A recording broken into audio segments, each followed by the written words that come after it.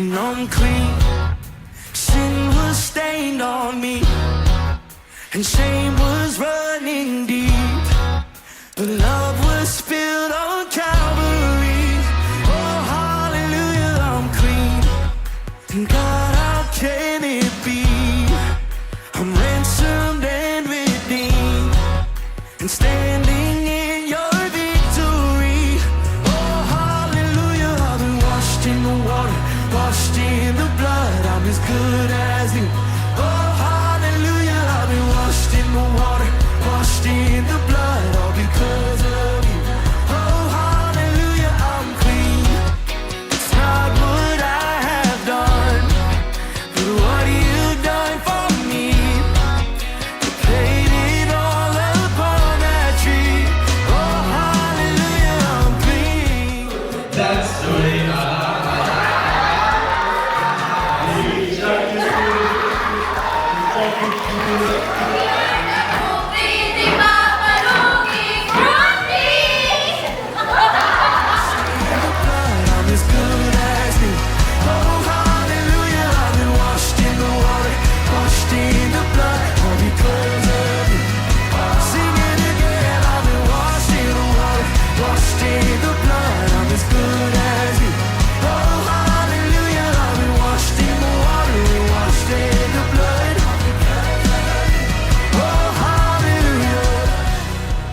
tayong mahihiya, i-open lahat kay Lord.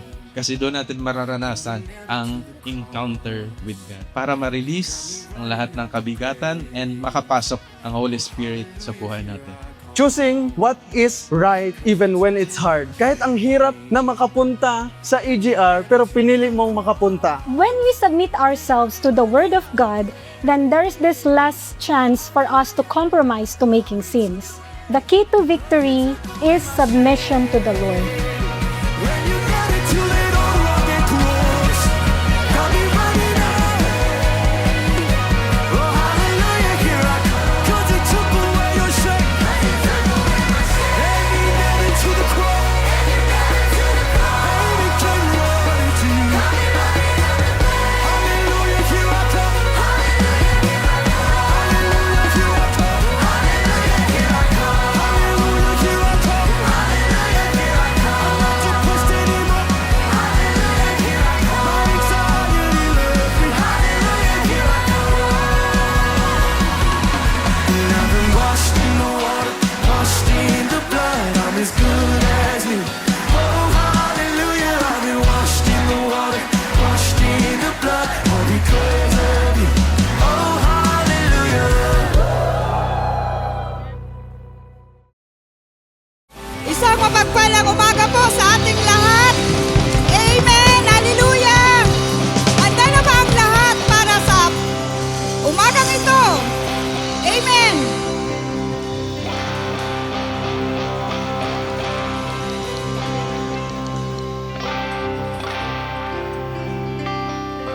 Amen. Hallelujah. Kamayan po natin ang ating katabi. Sabihin natin magandang umaga. Amen. Hallelujah. Tunay na napakaganda ng umaga na ginawa ng Diyos sa bawat isa sa atin. Nakikita po sa ating mga mukha yung kagalakan na nagmumula sa ating Panginoon. Hallelujah. Amen. Let's worship the Lord our God. Magsabit po tayo ng pasasalamat sa ating Panginoon. Sambitin natin kung gaano kabuti ang Diyos sa bawat isa sa atin. Huling buwan ng January. Amen. Praise God. Pero nakikita natin yung biyaya at patuloy na pangunguna at pag-iingat sa atin ng Panginoon. Sige po, mag-pray tayo. Hallelujah. Thank you, Jesus. We bless your name, Lord God. Panginoon, lubos kaming nagpapasalamat. Dahil ikaw ang tunay na Diyos na nakilala ng bawat isa sa amin. Diyos na patuloy na nagbibigay ng buhay. Diyos na patuloy na nagbibigay ng kagalingan sa mga karamdaman. Diyos na patuloy na nagbibigay ng biyaya sa bawat isa sa amin. Kaya Panginoon, sa umagang ito, narito ang bawat isa sa amin maghahandog ng pasasalamat, maghahandog ng papuri, maghahandog ng lahat, Panginoon, na kabutihan mo sa bawat isa sa amin. Lord, tanggapin mo lahat ng aming pagsamba sa umagang ito. Buksan mo po ang durungawan ng kalangitan, Panginoon, para tanggapin lahat ng aming pagsamba at papuri sa iyo, O God. We welcome your Holy Spirit. We welcome your presence, Lord God, sa bawat isa sa amin. Maluwalhati ka, mapapurihan ka, in Jesus' name. Amen and amen. Praise the Lord. Amen! Patuloy po nating papurihan ang ating Panginoon sa umagang ito at ibigay po natin ang the best na papuri sa Kanya at tudo-tudong papuri para sa ating Panginoon. Amen!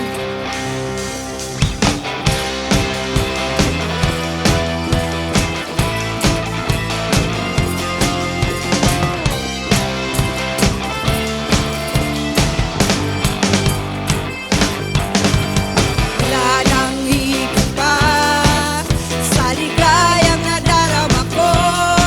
Pagkatapos ko'y puno ng pag-ibig mo.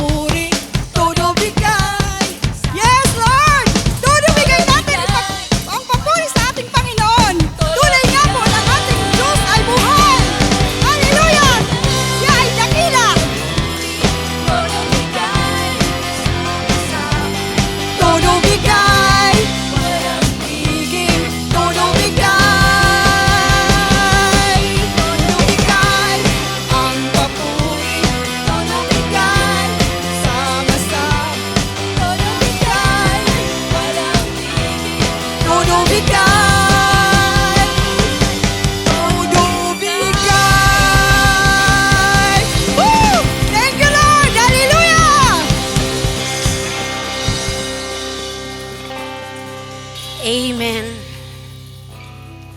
Yes, Lord. Hallelujah. Salamat po, Panginoon. Ikaw ang aming Diyos, na tunay na Diyos, dakila at tapat. Patuloy kami, Panginoon, na manatili sa iyo, O God. Ano man mga pagsubok sa aming buhay, Lord, nakikita mo, Panginoon. Patuloy kaming manatili sa iyo, Panginoon, dahil alam namin, O God, meron kaming pag-asa sa inyo. Tutugunin niyo, O God, ang lahat. Salamat po, Panginoon. Amen.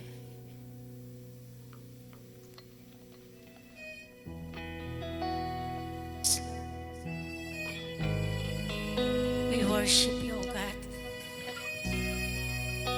We glorify your name, Jesus.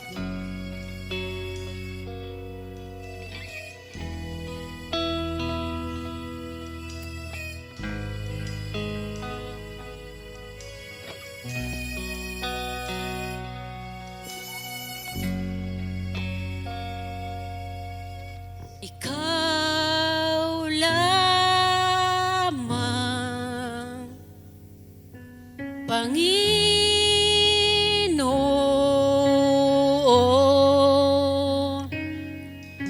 kaagapay,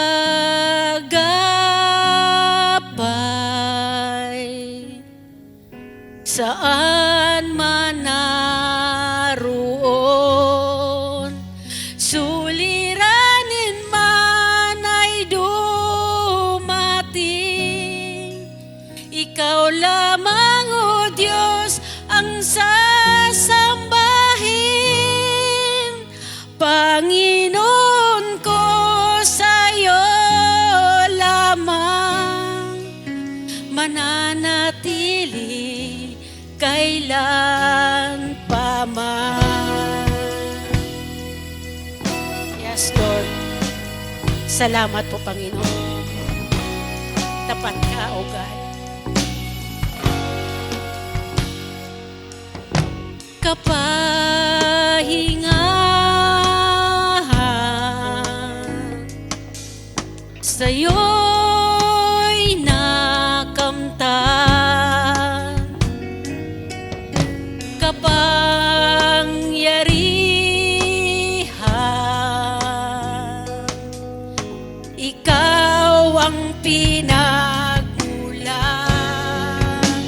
Suliranin man ay dumating, ikaw lamang, O Diyos, ang sasambahin.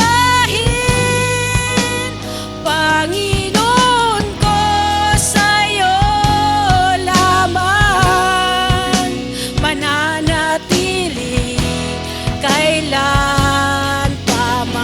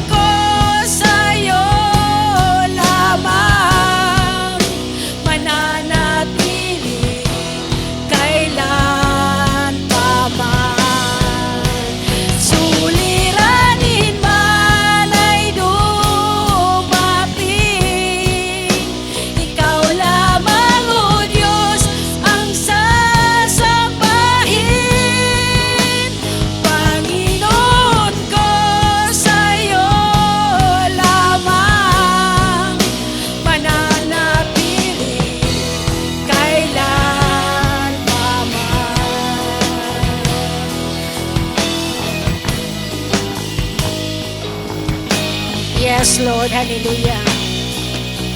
We worship you, O God. We thank you, God. Salamat po, Panginoon, sa iyong katapatan, Panginoon. Salamat po, Panginoon, dahil ikaw ang aming Diyos na hindi nagkukulang, Panginoon. Yes, Lord. Hallelujah. Hallelujah, Lord. Marapat dapat lamang, Panginoon, na ang lahat ay para sa iyo, Panginoon. Kung wala ka, Panginoon, wala kami, Panginoon. Ang aming lakas sa iyo, Panginoon, nagmumula. We thank you, God. Ikaw lamang, Panginoon, ang aming pag-asa, Panginoon. Ano man mga pagsubok ang aming nararanasan, O God. Hindi po ito, O God, lingid sa inyo, Panginoon. Lord, alam po namin, O God, in the right time, Panginoon, ibibigay mo ito, O God, sa amin. Salamat, Lord. Salamat sa kagalingan, sa kalakasan, sa restoration, Panginoon, ng aking pamilya. Salamat, O God. Ikaw lamang, Panginoon, ang aming inaasahan. Dahil ikaw ang aming Diyos na buhay, Diyos na tapat. Hallelujah. Yes, Jesus. Hallelujah, O God. Suliranin man ay dumating, ikaw lamang, O Diyos, ang sasambahin.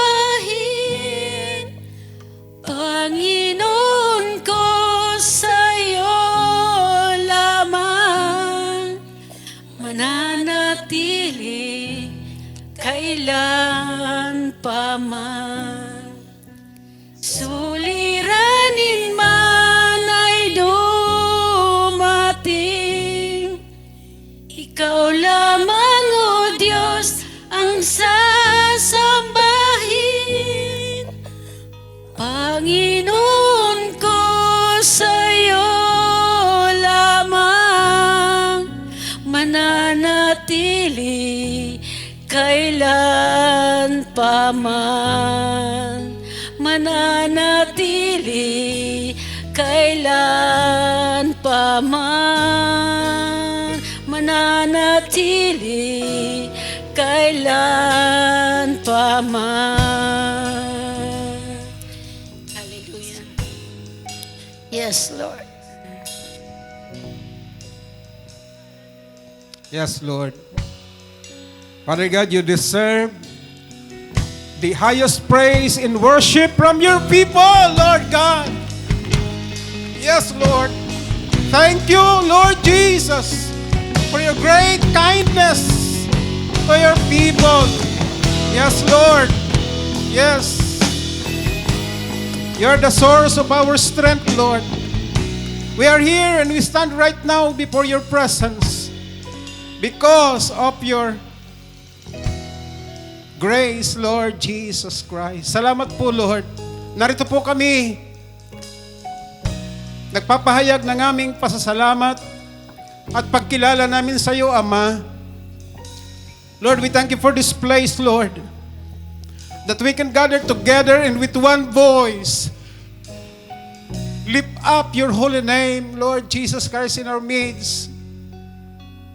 Lord, sinabi mo, kung maitataas ang banal mong pangalan, Lord God, Lord Jesus Christ, if your name will be lifted up, Lord Jesus Christ, you will pour out your great blessing, oh Jesus Christ. So we are here, Lord. We are lifting up your voice. Lord, together, Lord, we praise. Together we shout. We make a joyful noise.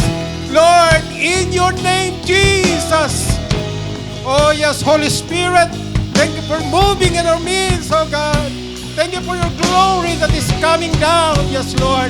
Allow your people, Jesus Christ, Lord, to glorify the name of the Father. Yes, Father God, glorify your name once again in the name of Jesus. Lord, let there be miracle healing, Lord. Let there be breakthrough. Let there be freedom, Lord, in the midst, in the lives of your people, Lord God. Oh, Jesus, that we can bring praises to your name. How good you are, Jesus. Yes, Lord, thank you. Receive the praises, Lord. The worship of God. Everyone, Lord, your people standing before you. Lord, hear even our prayers. Thank you, God. Salamat po. Alam ko, meron kang gagawin sa umagang ito, Ama. In the name of Jesus, in the power of the Holy Spirit that is at works in us. I believe, Lord, meron kang gagawin, Panginoon, sa bawat isa na narito, dakilang Diyos. Yes, Lord, you will reveal yourself once again, how good you are, how powerful you are, Lord. Lord, you will let us know again that you are still the God who sits on the throne. Yes, thank you, Jesus. Hallelujah. Yes, we praise Lord. We lift our voice singing, Lord. Yes, this is for you, Jesus. We offer unto you our singing, Lord. Panginoon ko, sa'yo lamang mananatili kailan pa man. Suliranin man ay dumating. Yes, Ikaw Lord. lamang, O Diyos, Worship your name. sasambahin. We lift up your name, Lord. Panginoon ko, sa'yo Yes, we honor you, Jesus, your holy name. Lord, in this place, Lord, in our midst. kailan pa man We love you, Jesus. mananatili, We love you, Lord. kailan pa man Yes, Lord. mananatili, Thank you, Jesus.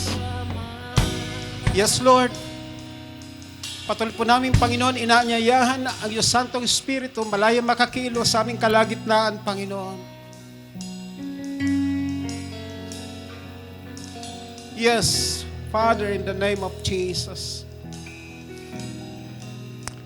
Yes, Lord. Sambahin ka sa aming kalagitnaan. Yes, Lord. More praises to your holy name. Sama-sama po nating itaas sa palakpak ang pangalan ng ating Panginoon. Thank you, Jesus. Welcome everyone from here in abroad. Mga kapatiran po natin nasa live stream sa ating online service. Welcome po. Amen. Hallelujah. Masaya pong makita kayo. Praise God. Thank you, Lord. Yes.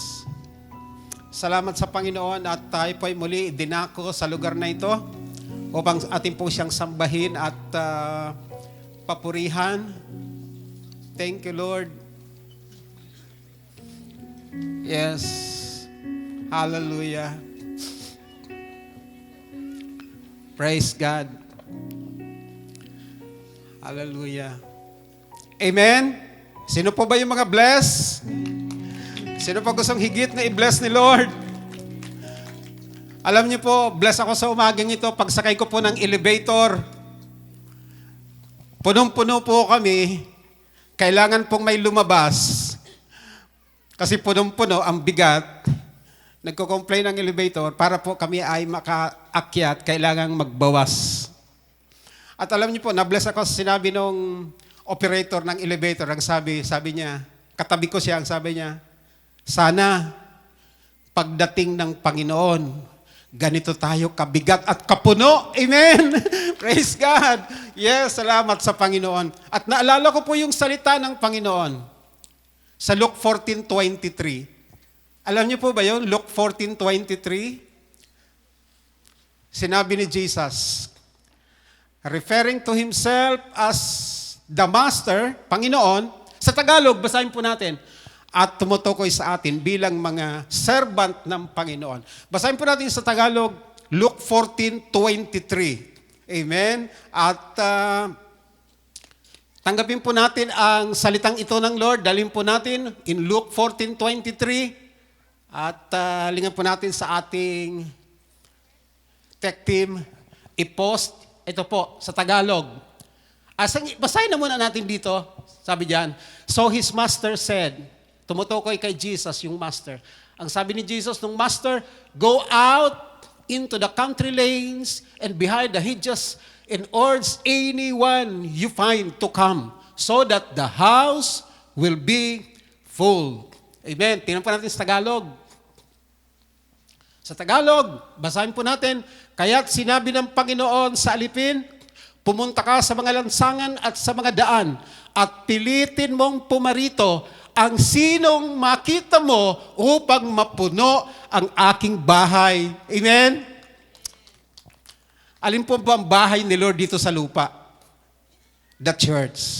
His church. Ano ang sabi ni Lord, ng Master? Lahat ng makita mo, sino mang makita mo, pilitin mo pumasok para mapuno ang aking tahanan. Amen? Praise God. Yan po yung kalooban ni Lord. Yung righteousness ni Lord. Kaya nabibless po ako sa City Hope Youth Gen na meron po silang activity program every Saturday na sila po ay mag-i-invite dyan sa labas o sa ground floor para po ganapin ang kalooban ng Panginoon. Mapupuno po tayo dito. Aapaw. Bibigyan tayo ni Lord ng mas malaki. Sinong masaya? Amen. Nothing is impossible. Amen. Yes, our God is a great God. Amen. Salamat sa Panginoon. Para po sa salita ng Diyos sa umagang ito, sino pang masaya to hear the Word of God? Amen. At mapakinggan, binabasa ang salita ng Diyos, but also its revelation. Amen. Ang ating pong speaker sa umagang ito ay isa pong committed sa written and living word. Simula po siya nung bata pa, siya po ay talagang, ang life niya po ay dedicated sa Panginoon. Nung siya po ay 3 years old, tinanong po siya, nasaan si Jesus? Alam niyo pang sagot niya, in my heart. Amen. Siya po ay tuloy-tuloy, siya po ay walang pagtalikod sa Panginoon, tuloy-tuloy hanggang siya po ay makapag-asawa. At pinagpala po siya ni Lord. Siya po ay isang IT specialist sa CSL Australia, Melbourne. At nakapangasawa ng isang Chinese Hong Konger. Siguro alam niyo na. At para sa mga hindi pa nakakaalam, anyayahan po natin ang speaker natin sa umagang ito. Siya po ay si Marby Princess To. Palapakan natin si Lord. Amen. At Sister Princess. Amen. At tumayo po tayong muli, tumayo po tayong lahat. Let's welcome the presence of God in this sister. Amen. Yes, Lord. Malakas na palakpak sa Panginoon. Amen. Hello, Princess. It's all yours. Isa pong malakas na palakpak para sa ating Diyos na buhay. Come on, church! The Lord is faithful. He has been faithful. Para namang walang energy. Yung palakpak natin, parang kulang yan para kay Lord. Hayan lang ba yung para sa Diyos na buhay na nagbigay ng blessing sa atin for everything that He has done? Lord, these are the claps of your people, raising your name on high, knowing that you are faithful, God. Yesterday, today, and forever. You have been the same, God. And Lord, for all the times that you have rescued us, for all the protection you have given us, hindi man namin nakita, Panginoon, yung mga hidden blessings, God, that we have failed to see. Lord, right now, we glorify your name. We acknowledge it, Lord. You acknowledge your presence in this place. And we know that you're going to do great and mighty things, not only today, but as we step out of that door, you will use our life to be a blessing to everyone around us. So Lord, today, this moment, this is just for you. We offer our lives and our heart as we dwell in your word and as we dwell in the fellowship of one another.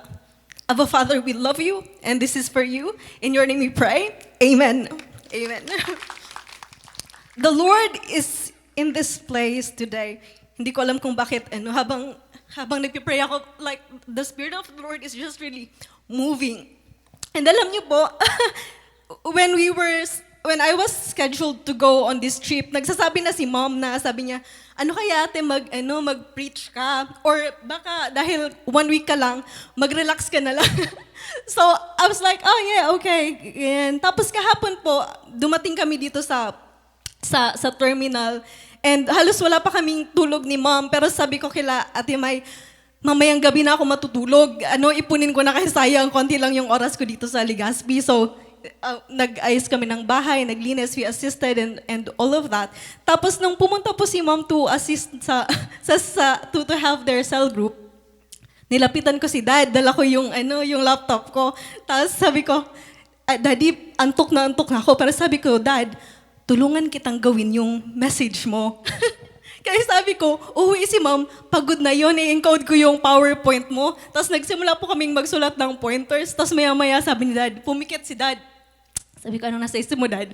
Sabi niya, alam mo ate, parang mas okay din na kung ikaw na lang yung mag-preach. Tapos sabi ko, Amen. Sabi ko, Lord, tama ba yung decision kong bumaba tapos mag-assist? Glory to God. But, the Lord has put something in us na gagamitin niya to be able to bless other people, to be able to be an inspiration. And sometimes the easiest thing to do is to run away. But the bravest thing we can do for the Lord is to step into His purpose. If we know that it is for Him, if it is for His glory, our lives are His. So, ang message po natin sa araw na ito,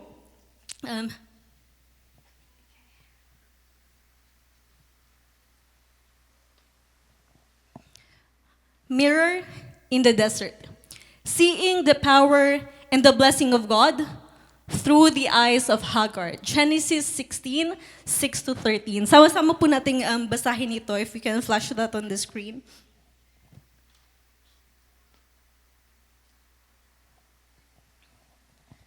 So, simulan ko ng basahin habang pina-flash siya.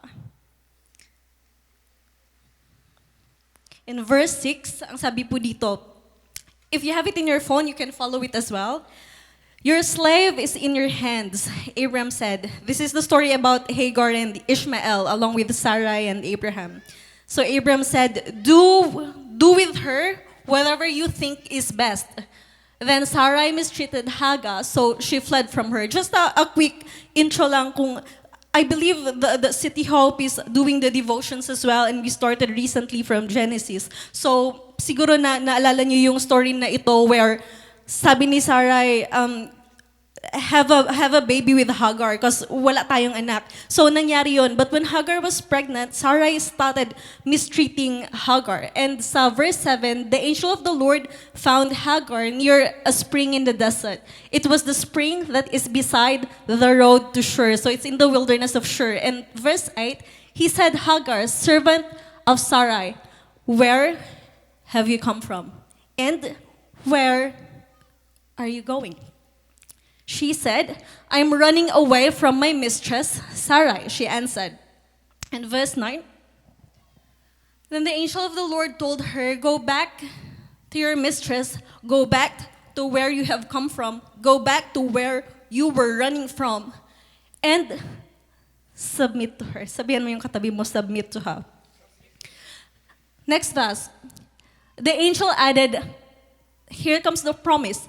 I will so increase your descendants. Hindi lang increase, no, I will increase, but I will so increase your descendants, that they will be too numerous to count. Verse 11, the angel of the Lord also said to her, you are now with a child, you are pregnant with a child, and you will have a son. You shall name him Ishmael, for the Lord has heard of your misery.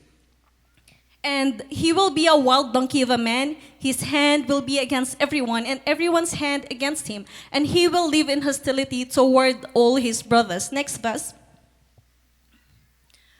She gave this name to the Lord who spoke to her. You are the God who sees me. Sabihin nga natin yan sa sarili mo. The Lord is the God who sees me. For she said, I have now seen the one who sees me. Pagpalain po ng Diyos ang pagkabasa ng kanyang salita. So the mirror in the wilderness, through the eyes of Hagar. Si Hagar po, she is an Egyptian slave. And through what happened with the issue with Sarah and Hagar, she has been suffering of being mistreated. Sabi, if we're gonna put our position sa lugar po ni Hagar, pwede niyang sabihin na, I didn't do anything. Sinunod ko lang yung sabi ni Sarai. But why am I being mistreated because of this? Due to what was going on to her, she decided to run away. She fled. Maybe she was at the end of her rope. Maybe andun yung mga moments na iniisip niya po na, ganito na lang ba palagi? Like, I'm a slave, but not only a slave, but being mistreated. Like, I cannot do this. Tapos, Abraham was confirming with Sarah as well. She's your slave. Do whatever you want with her. His hands was tied. But see, when Hagar started running, she was not walking towards her purpose. Siguro may momentary comfort when she started running away. She was fleeing pain. She was pregnant, she was wounded with rejection, she was mistreated, she felt used, she felt discarded. So she ran away. Our first pointer for today, the Word of God is able to save you. The word of the Lord is able to save you from whatever circumstance you are in right now. Ano man yung posisyon na dinadaanan mo ngayon, yung sitwasyon, the Lord is able to turn things around through His word. In 7 and 9, the angel of the Lord found Hagar near a spring in the desert. If you think may mga panahon na nasa sitwasyon po tayo na, Lord, I don't think I can do this anymore. Na Lord, I don't think I can come back. But see what the Lord has done in the life of Hagar. He met with her. Let that linger in our hearts and in our spirits today. The Lord is able to meet with me where I am. The Lord is able to meet where I'm struggling from. And the angel of the Lord told her, go back to your mistress and submit to her. Alam niyo po when nadaanan natin to probably so many times before in the Bible. And when I was having this devotion po again this year, sabi ko, Lord, parang unfair. Like, Hagar didn't do anything to Sarai. Like, sumunod lang naman siya. She was being mistreated. Parang dinidefend ko si Hagar. Mini-mistreat siya, Lord. Bakit, Lord, sabi mo, bumalik siya where she was being mistreated? Bakit sabi mo, Lord, kay Hagar, go back kung saan nahihirapan siya? I don't think it's fair, Lord. But you know, the Lord was revealing to me like, look, listen, what was the position of Hagar during that time? Hindi makita ni Hagar yung situation niya like in a wider perspective. Hagar was pregnant and she was in the desert. She and her son could have died of thirst, of hunger. She was a slave back in Abraham's place, but her life as a slave was still good. Because if makita po natin, like the deserts before, there's a lot of caravans going around. And it's very dangerous for a woman to be alone and pregnant, to be alone in that desert. Because hindi lang yung pressure of like without water, without food. Kung makita ka ng mga caravans, they will sell you like for prostitution and all. If wala kang lalaking kasama. So, the word of the Lord meeting her in a place where she thought there's no coming back, where she thought na, Lord, I cannot do this anymore, the Lord stepped in. And His word gives reflection for Hagar. Where have you come from? And where are you going? If the Lord did not stop in, she would have died. Maybe Ishmael hindi siya mapapanganak. There's no promise. And Ishmael has been, if I'm not mistaken, mayroong 12 princes under Ishmael na pinanganak yung family niya. So all of this lineage, wala sana. Hagar would have not seen that alone in her eyes. The same po sa sitwasyon natin in our world today. Many times we just see kung ano yung nasa harap natin. Many times we just see work, we just see family, we just see, oh, I have to do this because I have to live, I have to survive. But the Lord sees the whole picture. The Lord knows your future. The Lord knows what He's gonna do to you maybe 5-10 years from now. And His promises are good. The word of the Lord, it's able to save you. Let this be a reminder for us how important the Word of God is and how powerful it can be. Being able to be with it and meditate on it and share with the church together. Pointer number 2, the Word of God is able to set you free. The Word of the Lord can give us freedom to where we are, to the things that are on our mind. Yung nasa isip ni Hagar, I am mistreated. I was used, I was discarded. Maybe my family is treating me like this because I'm like this. Yung mga bulong ng kaaway. We are tied down, we are in bondage of all these things. And if we are bound, kung yung mga nasa isip po natin, yun yung tatay down sa atin, hindi natin mararating yung promise natin, yung promise ni Lord in our life, yung future natin. Alam niyo po, one thing that I have learned, like throughout my journey, palagi kong nababasa sa mga books na it's a challenge how sa Pilipinas po, nilakihan ko, probably nilakihan din ng karamihan sa atin, na ang turo sa atin sa school ng mga mas matatanda sa atin, mag-aral kang mabuti para, anong madalas sinasabi sa atin? Para makakuha ka ng mabuting trabaho. But you know, I've realized, and maybe many of us has read about it as well, hindi pala dapat yun yung tamang mindset. Dapat pala mag-aral tayong mabuti, magbasa tayo ng marami, so we can make businesses. So we can make employment opportunities for others. Because yung mindset pa lang yun na nilalagay, ini-impart sa mga isip natin when we were young, is just to be an employee. But yun pala, not just being an employee, but also expanding our wings. Maybe doing a business on the side. Maybe doing the things that we are passionate about. Hindi lang tayo tied down sa 9-to-5 work natin. Being able to live life to the fullest. But you know, those words that are being planted in our minds, maybe hindi lang a word na like ganito for our future, but maybe it's about our identity. Na baka na-instill sa atin na you are not enough. Na you are not meant to be in this world. Na we tend to compare ourselves with others. We forgot and we are bound by those words na eto lang talaga yung life ko. But the Lord is reminding us right now that the Word of God has the power to set you free. To set you free from those lies. To set you free from the place na content na ako dito sa position nito. How many times have we think na, Lord, I want more than this? Lord, I want more than this for my family. Lord, I want to bring my family somewhere else, to places that we have dreamed of. Lord, these are my dreams when I was young. God, I want more than this. Pointer number 2, the Lord is able to set you free from the bondages, from the lies of the enemy. We can break through, we can break out. And pointer number 3, the Word of God is able to bless you. In verse 20, for Ishmael, I have heard you. They are not originally Israelites, but the Lord said, Hagar, I have heard you, I have heard your cries. I will surely, actually this is Abraham. The Lord in 17:20, the Lord is speaking to Abraham. There's a verse in 16 as well. But here, I will surely bless him. I will make him fruitful and will greatly increase his numbers. I will make him into a great nation.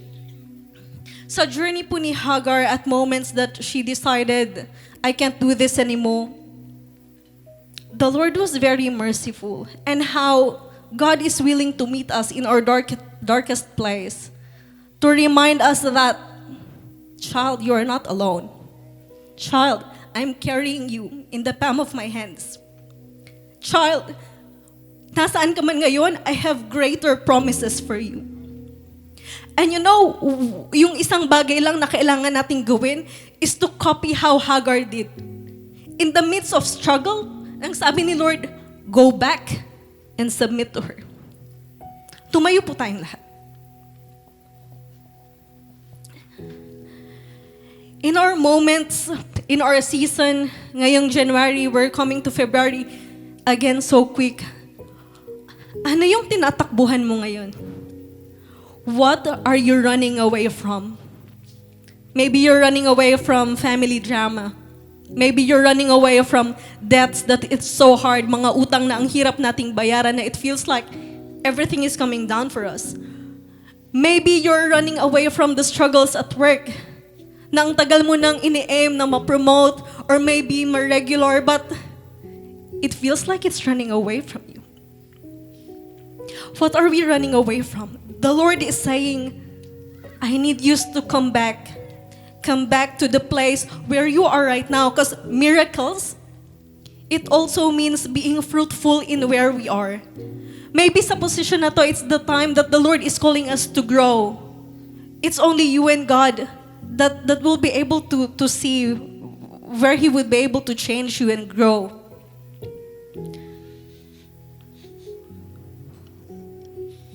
God, we thank you for your presence today. We thank you for your reminder that your word is a reminder for us to reflect on where we are. It's a reminder for us that what we have right now, we can have more in the future. And God, we want that promise that you have given us, each one of us. We want to grab that promise and not allow the enemy to take it away from us. Lord, we want peace in our family. We want success in our careers, miracles in our businesses, Lord. The dreams that you have put in our hearts, God, whatever season in life we are in, maybe we're studying, we're going to work, early family, or maybe you have kids. God, wherever we are, we kindly submit all this to you. We remember that you are good, and your word is our strength to continue to walk into, God.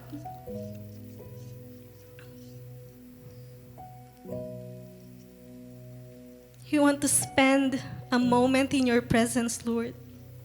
Speak to us, God.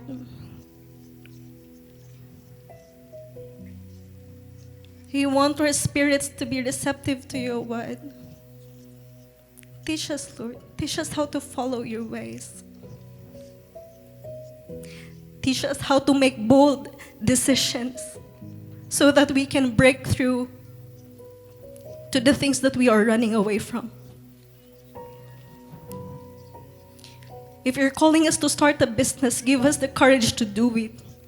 If you're calling us to expand, give us the courage to do it. If you're calling us to stand in our family, to reach out, give us the courage to do it. If we have commitments that we have failed to commit to, give us the courage to commit into it, God. Help us to be a blessing to the people around us. In the things that we have, because the only thing that we desire, Lord, is to please you. Because in your presence there is freedom, in your presence there is fullness of joy. In this moment, Lord, where we are, allow your word to be a mirror so that we can continue to strive for your goodness. Let's worship the Lord.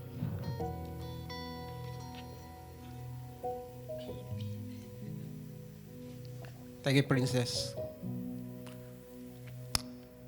Nananatili ang kapangyarihan at pagpapala ng Diyos through His Word. And it is for every one of us. At ang salita ng Diyos ay makapagliligtas sa atin, makapagpapalaya at makapagpapala. It's the power and blessing of God. At ang salita ng Diyos sa umagang ito nagsasabi, return. Maybe ito yung napapakinggan ng ating puso sa Panginoon. Tinatawag tayo ng Diyos, return. Return to His Word. Return to His presence. And receive the power and the blessing of God.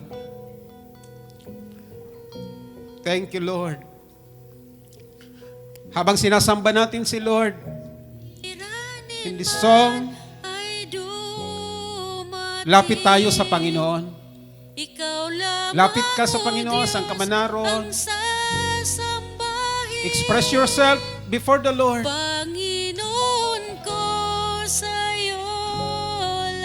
Nais ni Lord na sangkapan ng kapangyarihan at pagpapala ang buhay mo. Nais kanyang i-bless, increase, and multiply. The Lord wants to see your future greatly blessed. Yes.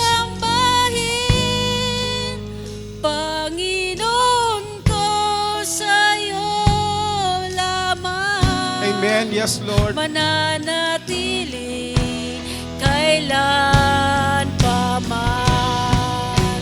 Suliranin man ay dumating. Ikaw lamang, O Diyos, ang sasambahin. Panginoon ko, sa'yo lamang mananatili kailan pa man. Suliranin man ay dumating. Ikaw lamang, O Diyos, ang sasambahin. Panginoon ko, sa'yo lamang mananatili kailan pa man. Mananatili kailan Thank you, pa Lord. man. Yes. You sent your word to save us, to set us free, and to bless us. Thank you, Lord, sa maraming ginamit mo. Prophets, priests, pastors, apostles, prophets, angels, and Lord, even donkey. Ginamit mo, Lord, to send your word, to bless your people, experience your power and blessing. Salamat po, Panginoon. You're still the same. Your word is still the same, Lord. Gusto mo kaming i-bless, Panginoon. Yes, God. Lord, hindi lamang makilala ka namin, higit pa maranasan ka namin. Ang kapangyarihan ng iyong mga salita, Lord God. Marami pong salamat, Lord, sa mga salita mo, dakilang Diyos. Yes, Lord. By your words, Lord. By your words, we are saved, we are healed, and we are blessed. I thank you, Lord, there is more from your word, oh God. We can trust your word, God, Jesus. Hallelujah. Bless your people, Lord. Bless us, oh God, by your word, Father, in the name of Jesus. Your blessing to everyone, Father, in the name of Jesus. Amen and amen.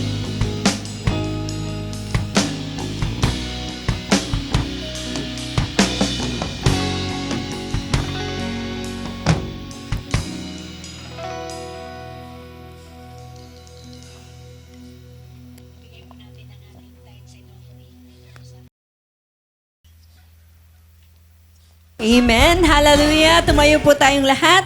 Ihandog po natin ang ating mga handog, ikapo at portion and other giving sa ating Panginoon. Sabihin mo sa Lord kung ano ang kailangan mo sa buong isang linggong ito and believe pangyayarihin nyo ng ating Panginoon. Amen. Hallelujah. We bless your name. Taas po natin ang ating mga kamay sa ating Panginoon. Hallelujah. Thank you, Jesus. Lord, narito ang aming mga handog, ikapo, and other giving to you, Lord God. At Lord, napakinggan mo rin kung ano ang kailangan ng iyong mga anak sa buong isang linggong ito. Lord, we declare na ang lahat ng yan ay tatanggapin nila in the mighty name of Jesus. Maging ang aming buhay, Panginoon, inihahandog namin sa iyo bilang handog na buhay. Pasasalamat sa iyong kabutihan sa amin sa buong isang buwan na ito ng January, Lord God. Thank you, Jesus. Hallelujah. Amen and amen. May the Lord bless you and protect you. May the Lord smile on you and be gracious to you. May the Lord show His favor and give you peace. I declare blessing of shalom, nothing lacking, nothing missing, nothing broken, great wealth and favor, favor upon favor, miracle upon miracle, protection upon protection, promotion upon promotion, healing upon healing. Receive it, receive it, receive it, people of God, receive it, receive it in the mighty name of Jesus. Amen and amen. God bless us all and see you later. Amen. Patuloy pa rin po natin papurihan, ibigay ang tulo-tulong pagpupuri sa ating Panginoon. Amen. Thank you, Lord.